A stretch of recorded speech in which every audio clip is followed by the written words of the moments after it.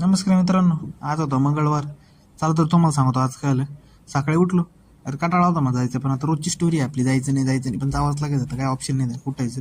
सकाळी उठायचं, काय आवरायचं का कंपनीत जायचं, परत तोंड घेऊन यायचं, कामं करून डोक्याला लोड. काय आता ऑप्शन नाही त्याला.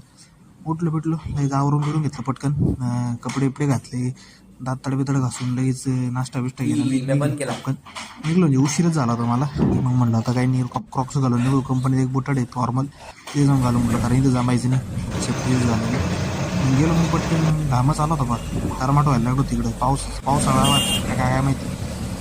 मग तिकडं पाहिलं तर आज ट्रॅफिक होतीच. पण आलो मस्तपैकी संध्याकाळी. आलो आणि हे आपलं कॅम्पस होतं कंपनीचं, ती निळी आपली निवळी गाडी उभी. आलो गाडीत बसून मस्तपैकी. आता इलेक्शन चालू त्याच्यामुळं काय लोकांनी ते जे लावले काय जनसंपर्क कार्यालय उघडले तिथं 15 तारखेला इलेक्शन इकडं. त्याच्यामुळे मग काय आता लोकांचे नुसते भोंगे चालू इकडे रात्र दिवसभर. वर्षभर गपचित राहते 5-6 वर्ष, मग बाहेर निघाले बरोबर इलेक्शन टायमिंगला. आलो मग वांग्याची भाजी बनवली, चपाती मित्रांनी बनवल्या. म्हटलं चला जेवायला भात बीट टाकलं, जेवलं गोळ्या घ्या म्हणलं. शेवट होत्या गोळ्या, शेवटचा होता म्हटलं, तर गोळ्या संपायच्या होत्या. नंतर परत म्हणलं आता ठीक आहे, पाहू आता डॉक्टरकडे जावलं.